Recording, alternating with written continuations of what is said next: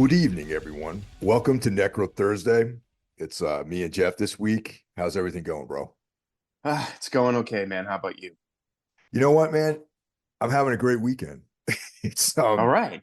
I was telling you a little bit about this. This is like literally the first weekend I've had since I got back from tour where I can actually relax. Like the first weekend back, I had all this personal stuff to take care of that required me to leave, and drive 2 hours here and there. I got Hmm. over being sick. And then the weekend after that was New Jersey Death Fest, which, took up some of my time. And this week was the first week of being things pretty much back to normal. Like I was at the gym, feeling healthy. And yeah, dude, I slept so hard all weekend long, man. And we're recording this on a Sunday morning, so I still got the rest of the weekend to kick back and everything. That's great, man. You really learn to appreciate your days off the older you get, and the simple act of doing absolutely nothing can be a great day. It's weird. Like you mentioned off the earlier that you slept like 9 hours. I always feel worse the more I sleep. Is it me, or is that a common thing? I don't know. If I sleep 8, 9, 10 hours, I feel like shit for 3 hours after I wake up. It's like kind of like a sweet spot, maybe. Because I know like normally I sleep between 5 and 6 hours Yeah, during the week, that's yeah, which is probably not healthy, but like I've grown accustomed to that my whole life. right. And then on the weekends, I'll do like 6 hours in between 6 and 8. And after 9 hours of sleep, I feel great. But if I slept 10 or 11 hours, I would probably feel like shit.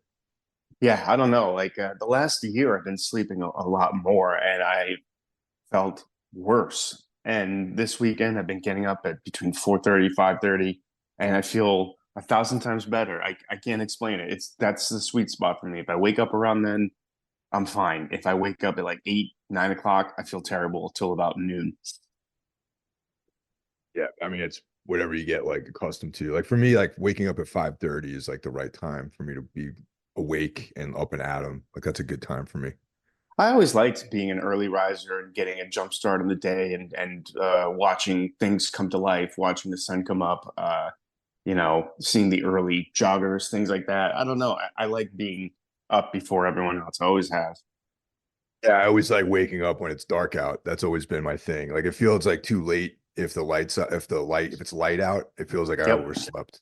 Yeah, exactly. Exactly. So I'm going to try to keep this momentum going of getting up early and having like just before you go to work, you have a couple hours to yourself. You don't have to just get up, rush to take a shower, get ready, get everything ready for work. It's nice to take your time with that stuff.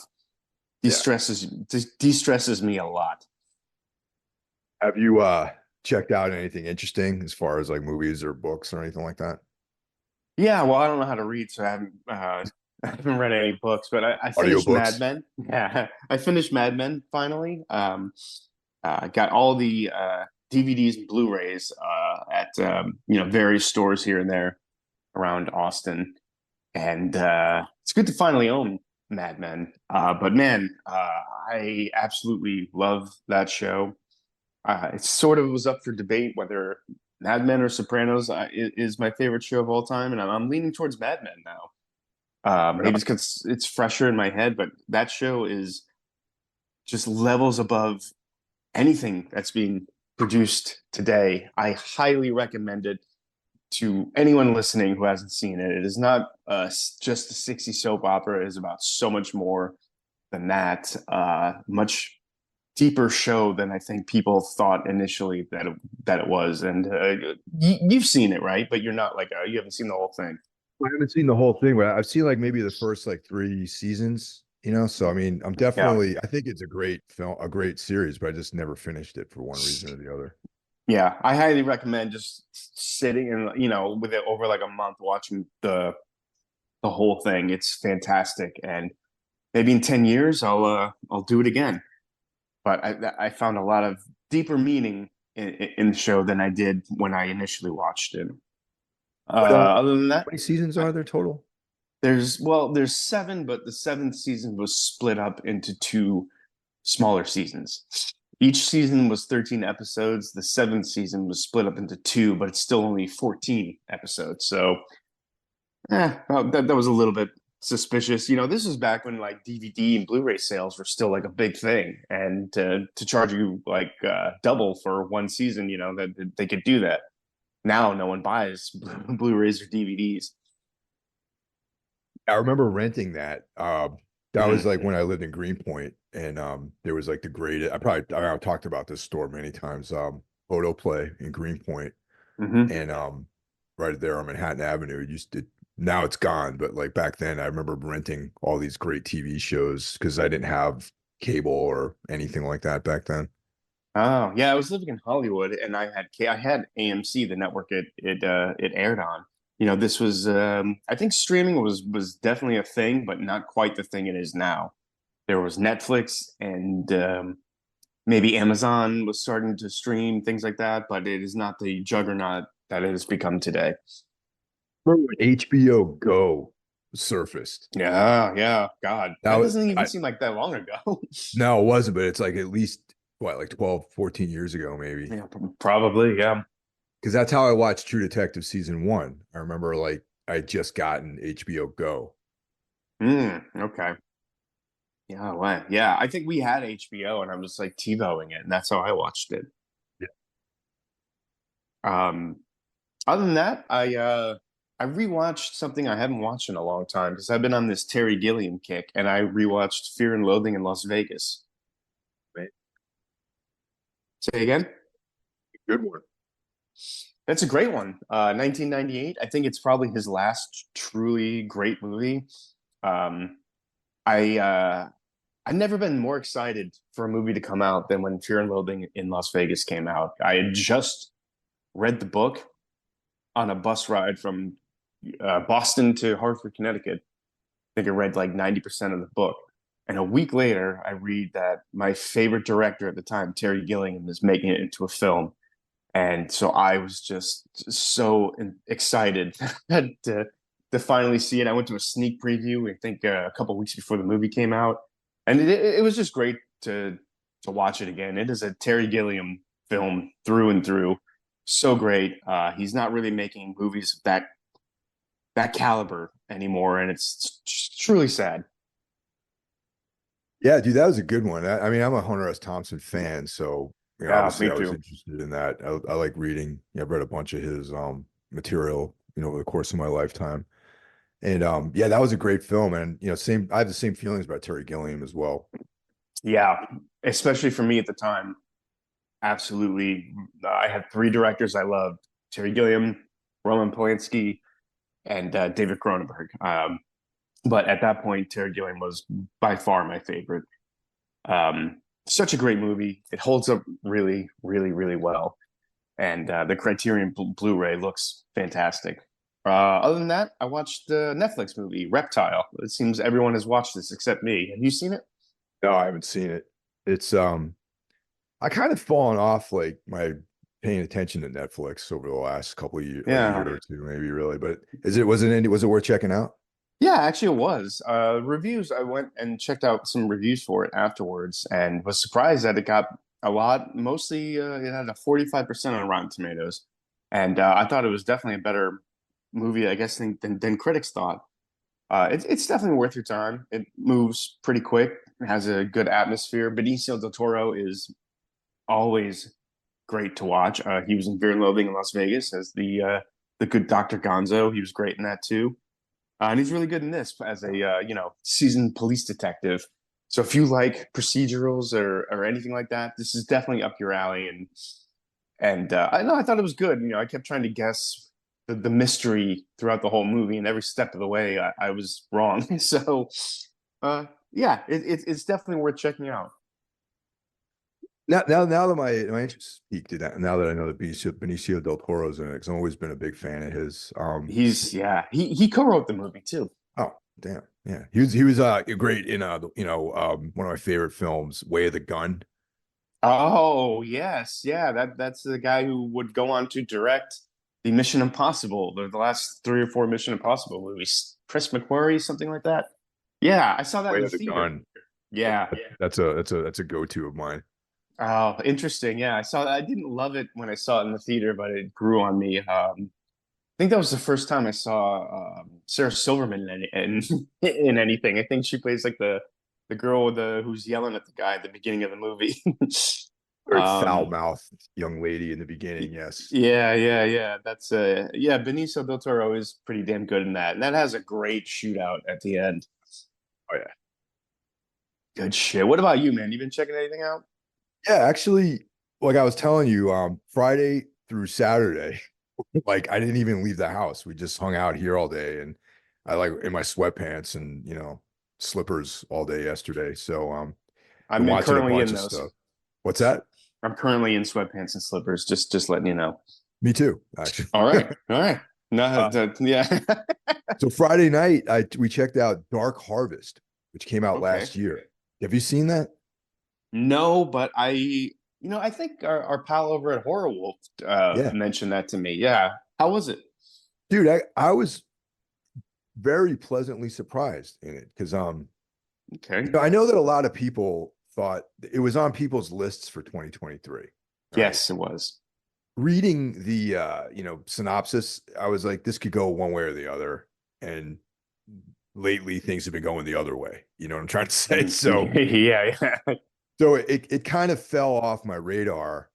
And then like last night, or not, on Friday night, we were we made dinner and looking for something to watch. And I was like, oh, Dark Harvest. This sounds pretty cool. I remember people talked about it. And dude, I gotta be honest with you, I really liked it a lot. Okay. All right. Yeah. It's I'll check it out. it's definitely like an atmospheric sort of thing. Like you're in like some version of the 1950s, and it's Mm, like I don't know, man. There's a couple of different notes that it hits, which I dug. There's a little bit of a Stephen King thing going on. nice. There's like a folk horror element to it. Um, yeah, it's like it's interesting. It's based on a novel. And I remember like after we watched the movie, like Tina ordered the book and it showed up like overnight and she started reading it yesterday. Oh wow, that was Yeah. fast. Yeah, well, Amazon, man. So Yeah. far she said the book is really good. It's short. It's like a short book. It's like a maybe like under 200 pages. And More like a novella than yeah. Yeah, more like a novella. But yeah, dude, okay. I give it a recommend. And I think we should even talk about it. And had I seen it last year, well, I don't know if it would have made the top six, but it would have been definitely a mention for 2023. And okay. Oh yeah, you know what? Yeah, Mr. Brendan Legion told me to check it out, and I didn't. And I should correct that soon. Yeah, let me know what you think. Yeah, Um, definitely I will. yeah, Tina had never seen Event Horizon, so we watched Oh that, wow. and she That's was like fully blown away by it. And of course, it's a great movie, one of my favorites of all time. yeah, I saw that it's been a couple years. It definitely has like an early late 90s, early 2000s feel to it, doesn't it? Yeah, it feels a little dated, but the story is so good, and the acting is great, and it's got Sam Neill is in it. Lawrence Fishburne. It's like Yeah. the story itself is awesome. It's a great cosmic horror sci-fi story. Oh yeah, definitely. It's just weird that it was made by I think Paul Dubs something, and it's not P.T. Anderson, but it's some other Paul Anderson or something, and that's the only good film he's ever made. Yeah, I know, definitely. And Which even the is set design, like everything about it is so good. And yeah, it's came out in the 90s, so the digital effects are like very dated looking, but it still looks pretty cool though. yeah, I remember it had this like real Matrixy type soundtrack, like this like techno kind Yeah. of blasting. That was like the one thing that really stood out to me is um, that didn't age very well. But other than that, I agree. I think it's a classic. Great lines in it, man. And like, Sam Neill delivers some great lines, and he's just awesome in anything. Anything that Sam Neill is in, I'll at least check out. Pretty much the same thing with Lawrence Fishburne. Like I'm a big fan of his too. Yeah, they're both really really great, and that movie has some very nightmarish imagery in it. That came out, I think, my first or second year living in Boston. I remember a bunch of my friends went to go see it, and I caught up with them at the end, like after they'd seen it, and they were just blown away. Like, you should have come with us, man. This movie's fucking right up your alley. Stole Yeah, the we stole the VHS tape from Blockbuster over at Calumet Street when I was I living re there. I remember that. Yeah, we like every apartment you went to back then had some sort of like rental that they never returned. Ours was Train Spotting. It was like I don't even know who rented it. I mean, Yeah. I feel like I was probably behind the rental of it, but I never had a Blockbuster video membership, so I probably talked one of those guys into renting it, and we just never returned it. Yep. Yeah. That's I don't know who rented our copy of Train Spotting, but it was there in a I think it was Tower Video, which I didn't have a video. I didn't have a membership to yet at that point. So I've seen Train Spotting an insane amount of times. A movie I don't even love. Yeah, I've never actually. I'm leading up to something else. I've never seen that movie, Train Spotting. Really? No, and there's a film, another one of the movies I watched this weekend, which I'd never seen, which was the first for me. Oh, So okay. we also rewatched Bram Stoker's Dracula, which is a favorite, like Yeah, everyone's. yeah, it's fucking great. And as a result of commenting on the performance of Gary Oldman in Bram Stoker's Dracula, Tina recommended we watch Sid and Nancy, Oh, and I've never you've never seen it. seen that? No, that was the Wow. first time I saw it was last night. That's interesting, man, because that was like when I was first getting into punk or whatever when I was 14. That was a movie we watched constantly. And the last time I watched it was on our last European tour in 2000, whenever that was, 2009, 2010. Yeah, 2009. And watching it as a grown adult, I saw the movie much differently than I saw it as a 15-year-old. There was nothing romantic about it. It was just very, very sad, ugly, and dark. Yeah, it was annoying, I thought, for most of it. And I'm Really? not a fan of the Sex Pistols or most British punk from that era. So there was Yeah, no like, you know, nostalgic outfit or anything related. I always thought the sure. Sex Pistols were bullshit, really. You're not Um, alone in thinking that, but when I was a youngster, there was that 6 month period where I thought they were like the pinnacle of punk. I didn't know any better. totally, dude. I know. I mean, I'm not, trying to Yeah, like, yeah. blow up anyone's spot. But for me, even as a kid in high school, like I was just like, man, fuck this band. They suck. The Ramones are way cooler. Like, I don't know. Like I was into Black Flag at that time, and I was just like, yeah, this shit's whack. But Yeah, anyway, I get that. I like PIL. I like Public Image Limited. I thought Yeah. John Lydon went on to do better stuff after the Sex Yeah. Pistols. Not recently. He's No, kind not of turned recently. it. Now he's like a Yeah. right wing nut job. Yeah. Yeah, yeah. What a fucking disappointment, man. But so what did you think of the movie though? Yeah, it was all right. It was Gary Oldman was great in it. Yeah, yeah, Um, he's very good in it. my favorite scene though is when they're in the United States and they go to Nancy Spungeon's grandparents' house and he's got like she's shirtless, like drinking vodka out of the bottle, meeting her family Yeah. for the first time.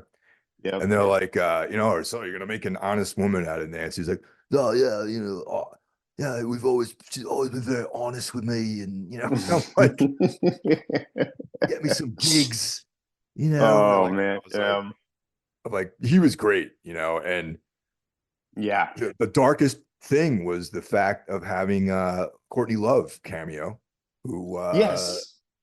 maybe a decade later was actually in the very same situation the movie portrayed with Kurt Cobain. Right. And she wanted to play the part of Nancy. Yeah, I mean, why not? I don't Yeah. even know who that woman that played Nancy Spungen was. So maybe why not have a Courtney Love do it? Why not? Yeah. She's popped up in a few things. She was in that TV show Shameless most recently. Is the last thing I saw her in. But she popped up in things here and there. She's really good in the movie. That's like a really great like actory movie. Like everyone's really great in it. I don't know how historically accurate it is, but I mean, I love it. Alex Cox is such an interesting director. I think he's made two great movies, and Sid and Nancy's one of them. The other being Repo Man. Fuck. How did I not know that? Yeah, I same love director. Repo Man. Dude, Repo Yeah, Man's like one of my favorite movies. me too, man. Absolutely love that movie. There's just nothing like it. It's so good. I got the Criterion of that one, man. I do too. You know what? I need to watch it. It's been a Yeah. while. Tina's never seen that one. Oh, well, hey, there Yeah. you go. She So showed I have a you one selling Alex point. Cox movie. You can show her another one. One he's way more known for, I think. And there you go. Like me, that one is more of like 80s American hardcore punk versus weak British punk music. So there you go. It's like I'm that's Yeah, more what I'm into. You know what I mean? yeah, there you go. And interesting enough, Alex Cox was hired and fired from Fear and Loathing in Las Vegas as director. Terry Gilliam took over for him. If you look at the credits, Alex Cox still has a writing credit. Yeah, I learned something today. This is awesome. Yeah, there you go. All right. So yeah, Anything man. else? Aside from that, like I finished reading Nightlands with the Nightland, which is Okay. that William Hope Hodgson, very difficult book to get through, but I did it. And I took a little break. I was about maybe 75% done with it by the time we went out on the road. And I'm like, there's no way I'm gonna have enough concentration to read this while I'm out here. So Mm, um it's like reading Paradise Lost, sort of, you know what I mean? It's like very dense. It's like written in an archaic language, like an archaic English language, but very important book to read if you're into Lovecraft or Robert Chambers or any kind of weird fiction, cosmic horror stuff. It stands out too as like it's very different than the other material Hodgson wrote. Like I read House by the House near by House on the Borderland earlier this year, and that's like a little bit more easier to read, a little bit more like modern English sounding. mm. And but the two stories are very to me related somehow. And but yeah, it's I read it. Took me a little bit longer than I wanted to. Um, but yeah, it was fucking awesome. All right. Yeah, sometimes some things are difficult to read on the road for whatever reason. Yeah. So that Right leads us on. to our shout outs, man. So you know, as everyone knows, we're part of a movement of podcasters whose mission statement is a war on mediocrity. So we're at war with mediocrity. And of course, I'm referring to the horsemen of the podcasting apocalypse. So kicking things off, every other week, we have Horror Wolf 666 brought to you by an Legion. Up next, Into the Necrosphere, deployed by Jackie Smith. And this is literally the only music related podcast that I listen to on a regular weekly basis. It's the best for extreme music, black metal, that sort of thing. Wednesday is Everything Went Black, which is I don't know, it's a podcast that I've been doing for several years, over a decade at this point. And Mm. it's like a sketchbook, a notebook sort of thing. It's either it could be anything really. I've had guests on. I've had returning guests like Ralph Schmidt come on, which we had last week. And yeah, it's hard to describe what it is exactly, but if you're interested in random miscellaneous stuff that I'm into, check it out. It's like the only way I can describe it. Perfect way to Thursday, of describe it. course, up next after that on Thursdays is Necro Thursday, and that's like a more focused effort from the three of us, myself, Jeff Kashid, and Mike Scandato, and we bring you Necromaniacs horror podcast. Friday is Mike's brother, John Draper, Spitball Media. There's some overlap with some of the stuff that the other guys talk about, but it's definitely a unique perspective on the modern world that we live in via media and current events and things like that. Hmm. What about Saturday? Saturday is the day off. Go out, experience the world, get some fresh air, get that vitamin D infusion.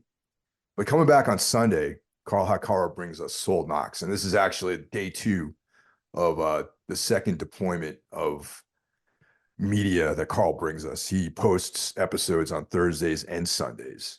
And Hmm. Soul Knox is focused on all things dark, esoteric, anything like sort of in that macabre, satanic realm. He spends a lot of time talking about, the sort of occult topics. Carl and I also have an ongoing collaboration called Darkness Weaves, which is focused on the work of Carl Edward Wagner, a criminally underrated and obscure weird fiction and sword and sorcery or author who, if you like Robert E. Howard and Conan and all that sort of stuff, definitely check out his work. He has a character named Cain, and currently we're exploring the short stories and work of Cain. And he also has a whole collection of horror out there that was published by Valancourt Books recently called In a Lonely Place. Mm. Lurking in the fringes, completely on his own schedule, is Iblis Manifestations, brought to you by Cheyenne of the great band Trivax. And that's it, man. You stick with us and we'll take care of you.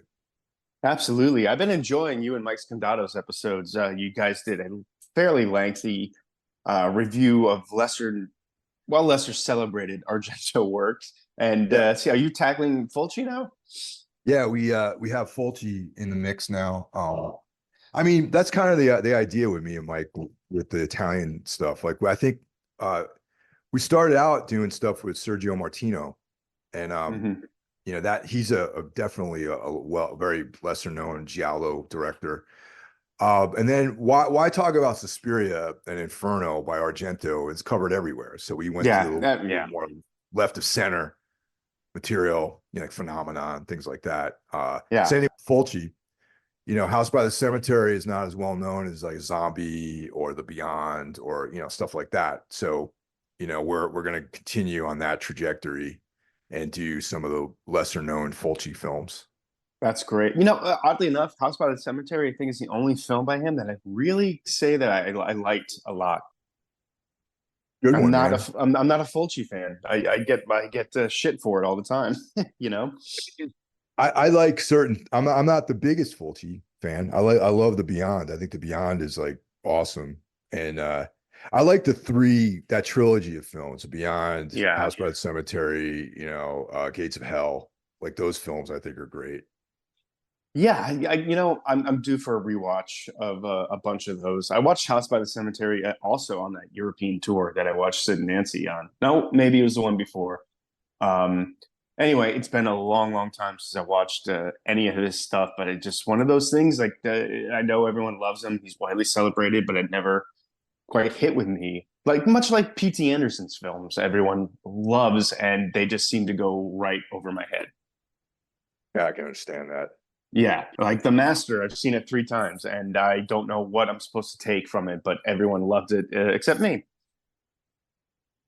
Yeah, so that's who we're working on that stuff right now, and yeah, so there's more stuff coming down the line. There's another Fulci that's we're going to be hitting, and yeah, so we're just trying to explore more of what lesser known Italian. We've covered Michele Soavi, you know, like kind of a disciple of Dario's, and you know, one of my favorite all-time films, Della Morte dell'Amore, was directed by him. So yeah. Also, he worked under Terry Gilliam on Baron Munchausen. He worked on that film. I can't remember quite what he did, but I think it shows in Della Morte dell'Amore and The Church. You can see Gilliam's influence on him. Yeah, I could see that for sure. Yeah, great stuff. So that brings us to this week's feature film, which came to us as a recommendation by Rennie, our quality control manager. And we're talking about 2022's Monolith. Well, okay, you know, there's some debate over the year this came out. I got in my brief research I've done. This is considered an American release for 2024, I believe, but originally released in 2022. All right. So, okay, I'm making an update here. So, U.S. release in 2024. I believe so. If you want to put this on your top or bottom or whatever list for your 2024, I say okay. So this showed up as in the recent Room Morgue too. And when we first talked about doing this episode, I was like thinking that this was a newer film, and it is apparently in the US. Okay, but then when I did some research online, I saw that it was released in Australia in 2022. Seems like it was shot in 2019 or 2020. Did you get that vibe too? Like this was maybe a COVID movie? Well, yeah, definitely. Like we'll get into that for sure. Yeah. Awesome. Yeah. Okay, great. And that's this is an example of using that isolation as a strength though in the film. Totally. Yes, I totally agree. One of the few movies during that era or that I thought used it to its advantage. Yeah. Yeah. So this Rennie was the one who recommended this film, ahead of any kind of recommendation from Rue Morgue. And reading the blurb in Rue Morgue definitely would have prompted me to watch this film as well. So yeah, but Rennie, of course, ahead of the curve on all this stuff. Yes, So, yes, yeah. You told me about this. yeah, yeah. This is something I actually mentioned that I'd watched, I think, in an episode that you and I recorded. Yeah, I think it was the last one, and your description of it sold it. And then I was going to settle down to watch it. And you're like, we should do that next. It's like, okay, yeah, I'm in. Yeah. So directed by Matt Visely and written by Lucy Campbell. Campbell. I don't want to mispronounce Campbell. So as we mentioned earlier, Australia production came out in Australia in 2022, but a US release in 2024. So something like that. yeah. So I'm gonna call it a 2024 for personal reasons. Yeah, yeah, I'm with you on that because Yeah. this, I feel like this is going to make some lists at the end of the Oh, yeah. year, possibly. Yeah. No doubt. Yeah. Quick rundown of the cast. Lily Sullivan, who is only known as the interviewer, really, in this. Yes. That's and then we have Eric Thompson as the voice of her father. We have Ling Cooper Tang as the voice of Flora May. Terrence Crawford, not the boxer, as the voice of Klaus. And then essentially, she is the only actual character that we see in this film is Lily Sullivan. Yeah, pretty much. You hear some recordings of voices, things like that. This is a one-woman show and a one-setting film too, for the most part. I would say 99.9% of the movie takes place in that house. Yeah, and this leads into what you were hinting at, was whether or not this was filmed and produced during COVID, 2019 or something like that, or 2020 or something in that range. And I was like, I'm like, I probably, man, because literally it's one location and one actress, and everything is just voiceovers. And even the filming, that there's like descriptions that accompany there's like these visuals that accompany some of the descriptive dialogue. That's all POV. It's all point of view. Yes. So you don't really see any people. You see like a still photograph of someone. Very, very interesting experimental way of telling a story. Yes, I completely agree. For a movie that has one setting, one person, they managed to make it visually interesting too. The house that they film it in, which sort of becomes a clue itself as to what's happening, is it's very nice, modern, obviously very expensive home in somewhere in Australia, I guess. And go ahead. Yeah, no, so I was just gonna say was so yeah, so unlike some films that were filmed during the pandemic, and once again, this is just like we're assuming this, it really used that effectively, Yes. and the isolation worked as a strength in telling the story. Maybe we'll get into, now is probably an opportune time to discuss sort of the setting of the film. Sure. Yeah, so the interviewer is a journalist who recently had some problems with verifying some sources, and has been sort of disgraced out of her career as a journalist. So now she finds herself in the shadowy world of podcasting. Yeah, I didn't quite connect with how like podcasting is now a major form or source of information. It's not this sort of dump of nonsense. I felt that sort of attitude towards podcasting was a little dated, I thought. But Well, that minor complaint. yeah, yes and no. Like, I partially agree with you, because at the end of the day, YouTube and podcasting, anyone with an audio setup and a video setup can do this stuff and be out there. True. And But even she within, was sorry, go ahead. no, so she was clearly, I had her. She had a very professional setup. she had an actual journalistic background. So I feel like she had a boss. I feel like they were probably producing something much more substantial than your tinfoil hat conspiracy theory type of podcast. Even within that like microcosm though, there's like levels to that. And my like it wasn't like, there's podcasts that are produced by like Comedy Central or Sure. some news source, you know what I mean? Like PBS or something, Right. Fox News, and Yeah. Yeah. and then there's podcasts that are more like independent produced, even though there might be funding and sponsors and all that sort of stuff. There's like, all those other like types of podcasts that, I listen to a bunch of them, like true crime and that sort of thing. And Yeah. she's not reporting on news necessarily. Like she has to pitch an idea for a show, and then they have to, and then she starts producing it. So it is a little like one or two tiers below where she would probably be more comfortable with her career being. You know what I mean? Right, exactly. And I was wondering at the beginning of this if this story she misreported on would play a bigger part in the story. Ultimately, I don't think it really did, but it was a nice setup. It kind of reminded me of the Rolling Stone scandal that came out. Oh God, maybe like 8, 9 years ago at this point. I don't know if you remember that, but a woman reported about this story about rape on a college campus, and I remember reading the article, and it turned out to be kind of mostly untrue. Yeah. She wasn't verifying her sources, things like that, which is almost exactly what this woman in the film did. And I was just curious. I wonder if that played like that was an inspiration for any of this.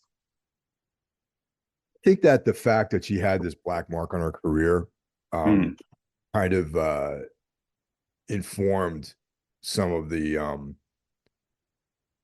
situations, some of the problems that she had later on in the film, when right. talking to some of these other people. So it's like it was brought up that, oh, we know about your career and all, what I mean? So it was like it sort of discredited her a little bit in the eyes of some of the people she spoke to. Yeah, yeah, absolutely. I just wanted to first. I liked the opening of this film so much. It starts in complete darkness for longer than you think it should, and it's just a guy talking, telling a creepy story, and then slowly you start to see this monolithic microphone sort of come into the picture.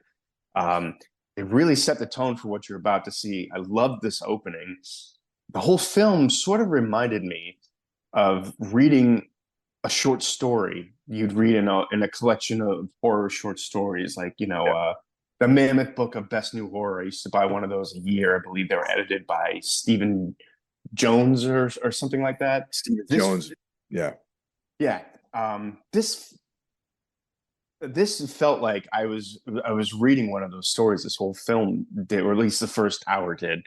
Um, you're never ahead of the main protagonist, and you're sort of just with them through every step of this sort of investigation. And this is just such a great setup, and it was almost a movie. It's about podcasting, but it also felt at times I'm like you could almost listen to this movie while you're driving. It almost feels like you're just watching a podcast. Yeah, no, I totally agree. And one of the things that sold me when Rennie mentioned this to me is that he told me it was like incredible, just dialogue heavy and like very, exactly all the things that I dig, like dialogue and isolated vibes. And the story that it was telling though was more on a cosmic level though, you know what I mean? But it was all Yeah. told from the confines of this house. Yes. Yeah. And like I said, they managed to make it visually interesting. I like the shots of the turtle who kind of plays a part in the story. Yeah, like yeah, really skillful use of very few settings.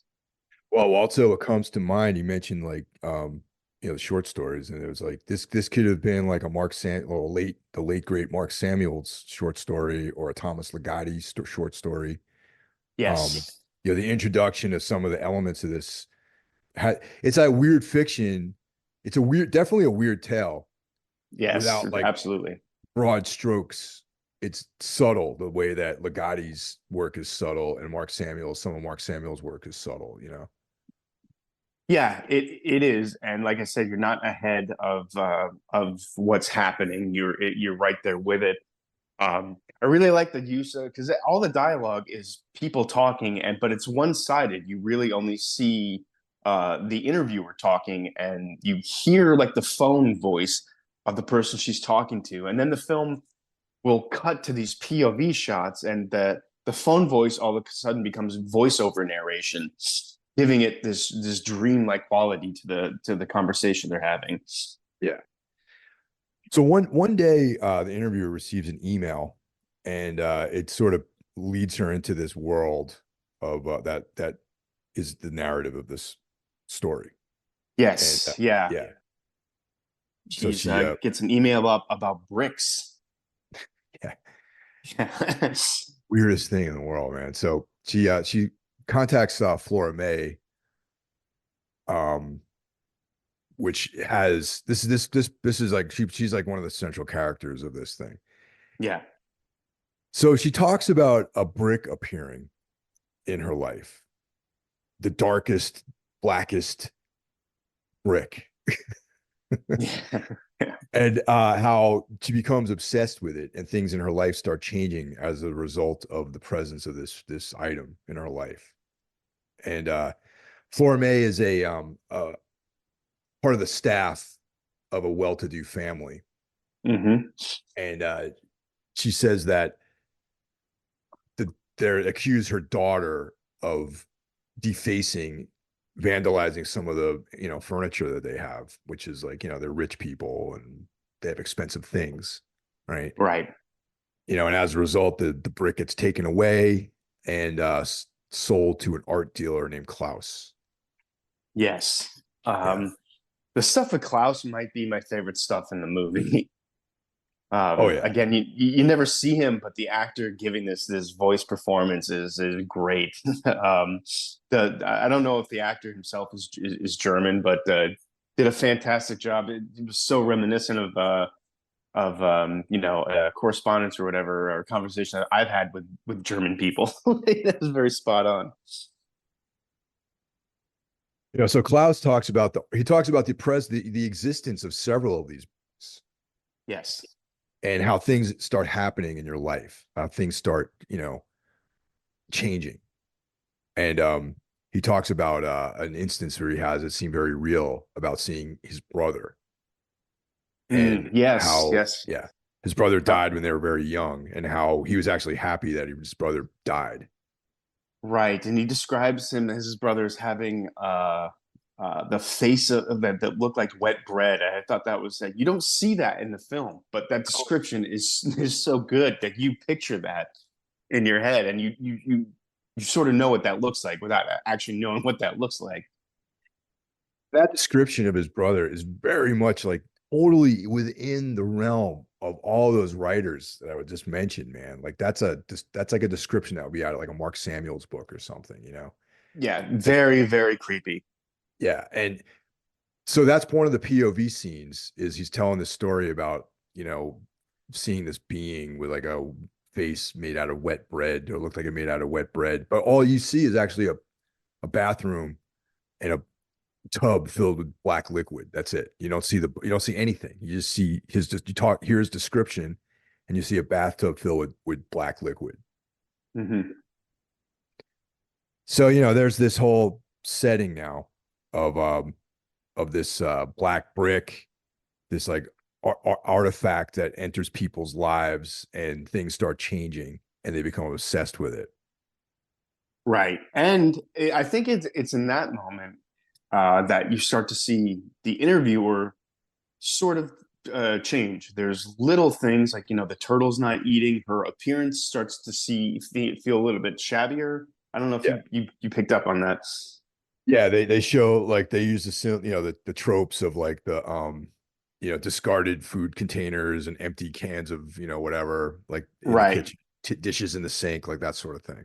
Yeah, yeah, yeah. That stuff. Yeah. Okay. Yeah.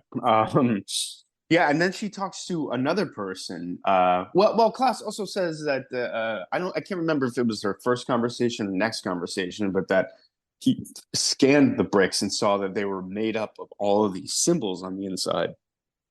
Yep. Right. And she wants to see these scans. Right. And movie's kind of vague about what this actually is, but the symbols seem personal to anyone who has one of these bricks. And another thing you pick up on is every time she talks to someone about the brick, she asks, "Where did it come from?" And they seem very reluctant to talk about that. Yeah, it's like they don't, it's almost like these things just either there's like they either have always been there or they've arrived and they don't remember where they come from. Right, right. Eventually, we do find out where they come from, but it's kept very, very vague. Yeah. Um, yeah, but and that's one of the things. I think Klaus also has this statement about how it's either it was he's like human or not human, or it's from the language is from terrestrial or not. And she's like, well, it's either one or the other. And he was still Yeah, like, maybe, like, yeah, yeah. I feel like a little bit of humor is coming from this character too. You know what I mean? but it's also part of that whole like weird fiction thing, man, where it's like vague and creepy and maybe the answer is none of the above, that kind of thing. Right. Yeah. And to me, this is like the best part of this movie is the setup, all the stuff with Florimane, I think that's her name, all the stuff with Klaus. This is my favorite stuff in the movie. I think I don't want to say it loses its way after that, but the more the pieces start to fall into place, I found myself a little bit disappointed with where the movie went. Um, I don't know how you feel about that. Well, the ending of this, which I think we shouldn't reveal actually, because this is a movie that's relatively new, at least in the Right. States, is a little unsatisfying to me. I have to admit. I I'll agree say with this about the end without giving it away. I think the ending thinks it's ambiguous, and I didn't feel that way at all. To me, it was very obvious what was like what had transpired before it. Because I feel like the few things I've seen about the film, people want to talk about the ending as being like, "What do you think happened?" And to me, it was very obvious what happened. What do you think? I think it was pretty obvious. And I also think the motivation for the ending is obvious too. Yes, and I gotta say, it kind of by the end of it, it made me think of two films we previously covered a long time ago at the beginning of me joining Necromaniacs. Those movies are Pontypool and The Broken. Yeah, no, totally. Definitely Pontypool, heavy Pontypool vibes. If any of you guys out there remember that film or episode on it or have seen the film, if you haven't seen that film, definitely see it. It's a great, I think it's great. But a lot of it is the transmission of this virus via audio. Yes, exactly. And I feel like the central themes of Pontypool are almost identical to this movie. They'd make a great companion piece. This idea that yeah, words can be dangerous and viruses can spread through them. It's almost maybe a comment on the way we interact with each other on Twitter, and I think it's also a comment on mental illness. I think you'll notice throughout the film, there's a seems the people she talks to, her boss or whatever, seems to be very concerned for her mental health and her doing this. And I don't think that's an accident. I think that the film really wants to say something about this in a very subtle way. It doesn't beat you over the head with any sort of theme. But Yeah, I felt at the end that that's what maybe that what the filmmakers had in mind. I agree with that. And also, throughout the film, there's moments where she connects with people who have done research that are connected to this sort of appearance of these bricks. And she contacts a colleague of hers that is, I think, some sort of professor at MIT to look at the Yeah. language itself, and to try to decipher like what this language is. And, and he has commentary about that being I've never seen it before. It's not connected to any, like Latin or Greek or, any kind of Latin, existing languages or anything like that. Right. So we're led to believe this is probably alien. That's yeah, they don't need to that's the thing. It's never confirmed or denied, but it's not really important to the plot. No, yeah, you're absolutely right. I agree. I think keeping that stuff vague, I thought was a good choice. Yeah, like it's not about an alien invasion. You know what I mean? It's about Right. the results of the infiltration of something that sort of has arisen out of maybe our technology or the way we interact with people. You know what I'm trying to say? No, absolutely. It's like Absolutely. this event, this disease, this virus, whatever you want to call it, is like novel and unique and is like something that's new, you know? Yes. Um, I guess we should talk about the performance of this of Lily Sullivan, who, since this is her show, basically she's the only person really that we see on screen. How do you think she did? Great. She's up there by herself for 95 minutes. Yeah. Carries the film masterfully, I think. I mean, you believe every minute of it. And, you know, she's basically it's a one woman show and she carries it and she's able to like either through her voice or facial expressions demonstrate a wide variety of emotions and anxieties and all that sort of stuff. Yeah. There is a point in the movie though, and that she seems to sort of come unhinged rather quickly. Like she went from like 0 to 100 in the insane scale. You know what I mean? Like she's sort of herself, and then the next scene she's calling and threatening people. I thought that could have been paced out a little bit better. Her mental breakdown seems very sudden. At least that's how I'm remembering it. It's been a couple days since I've seen it, so I might be misremembering. Just some of the stresses of losing her career, and Yeah. and all this sort of stuff. And yeah, I mean, I could see that as a criticism, but yeah, definitely, that's more of like an editing and directing sort of issue, I think. Right, exactly. I'm not putting that on her at all. I really think, yeah, that was a filmmaking sort of thing. Maybe the character is a little underwritten too. I thought like a little bit more background would have been nice, but again, that's not her. That's not her doing. I think she handles this role masterfully. I like her in this much more than I did in the last Evil Dead movie, which we also covered. Wow. Oh, blocking that out of my out of my mind, man. Yes, yes, she was the mother in Evil Dead Rise. Um, Another thing about the film that was kind of bugged me after I watched it was there's a reveal about an hour or so into the film that I'm gonna try not to spoil, but you learn that her history with these bricks has it's always sort of been there. It was a major event in her life when she was young, and she has no recollection of it whatsoever. And that I don't know that felt a little off to me too. Yeah, I don't think I had as much of a problem with that. Because like once again, the brick is like it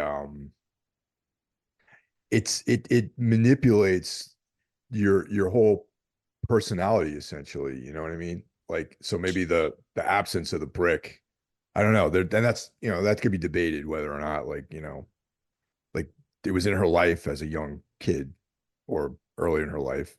Right, but you And definitely, it's yeah, there was a connection there, yeah, and you start to realize this almost seems like the brick is sort of coming home for her. yeah. Like she was destined to always end up covering this and talking about these things. Like it was predetermined almost. Yeah, yeah, definitely. There's a feeling that was predetermined. And yeah, the movie touches on so much of that stuff. Like what is actually free will? Are we just playing along on some sort of like predetermined track in our lives? And a lot of that stuff, like all this stuff seemed very inevitable that happened to her. Yes, yeah, I totally agree with that. I mean, at the end of the day, it's a very interesting movie that keeps you sort of going the entire time you watch it. I was very invested, and even with these like complaints I have about it, I don't think it was a perfect movie.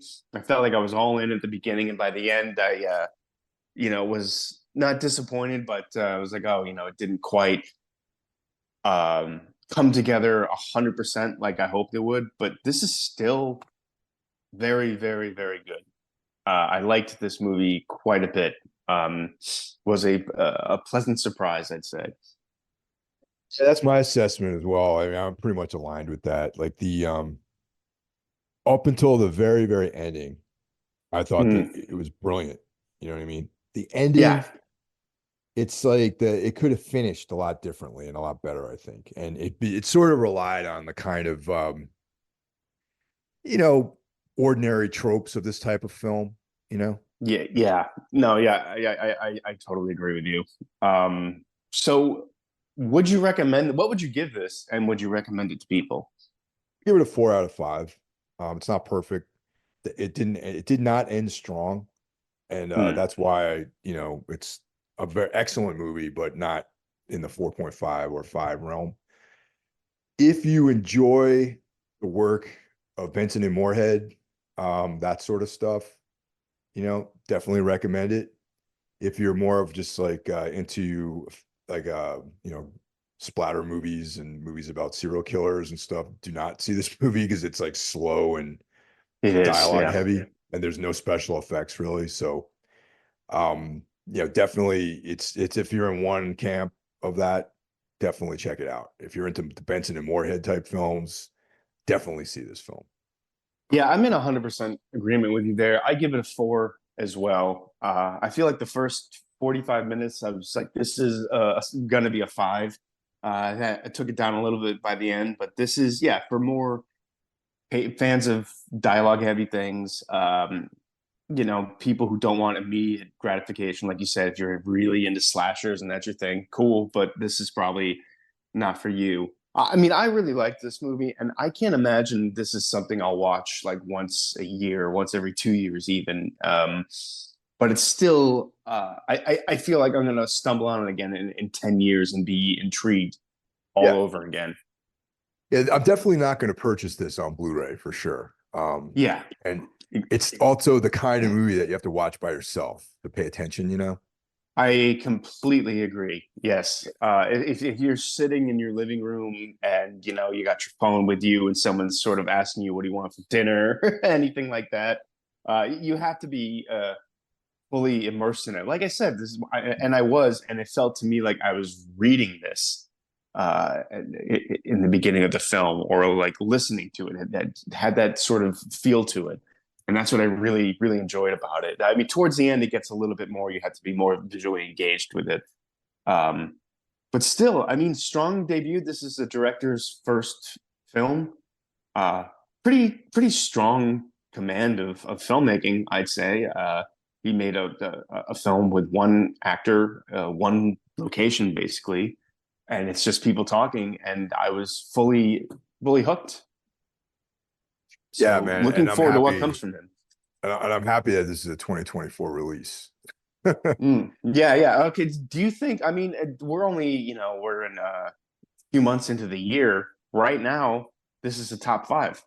Yeah, this is definitely in my top 5 so far. I mean, I gotta be honest, I haven't really seen any new horror films this year yet. I mean, I know that there's one I'm looking forward to, which I'm so reluctant, but I definitely want to see Late Night with the Devil. Like that looks interesting to me at least. Me too. I've been hearing a lot of good things, but that can always turn out to go the other way. There's a new Oz Perkins film coming out. I know you're really looking forward to that. Yes, and I just saw Ari Aster is filming a Western with Joaquin Phoenix, and Ari Aster's become a filmmaker where we're not really quite sure what to expect from him. Now, maybe this is going to be a horror Western or some sort of ode to the original Westerns. I don't know, but I'm certainly looking forward to anything with his name attached to it. Definitely. I mean, I haven't seen his recent one that was afraid. I'm sorry, say Um, that again.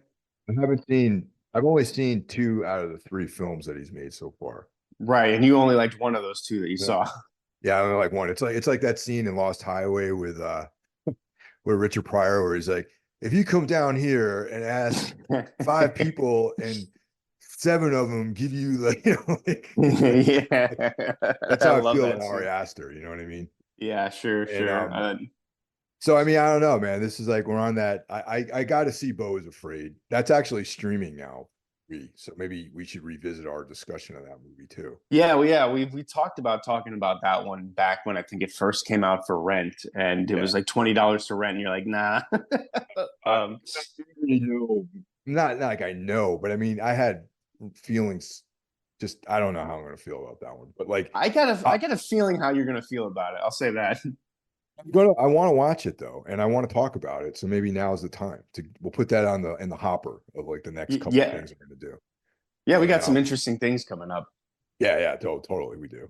So that's like, yeah. So I'm interested in that. I anything. I've grown to become a fan of David Dasmalchian, the dude that's in Late Night with the Devil, the lead character, the lead actor. Yeah, That guy's cool. we used to shop at the same grocery store on Melrose and Vine, and I saw him having some sort of screaming argument with what I thought was his agent on the phone in the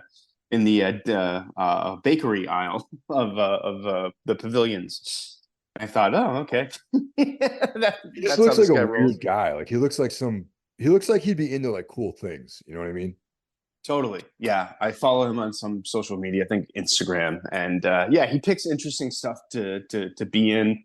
I think he'd make a great Batman villain. Well, I guess he sort of was. He was in the Suicide Squad as the Polka Dot Man. I like that he's the lead actor in this film.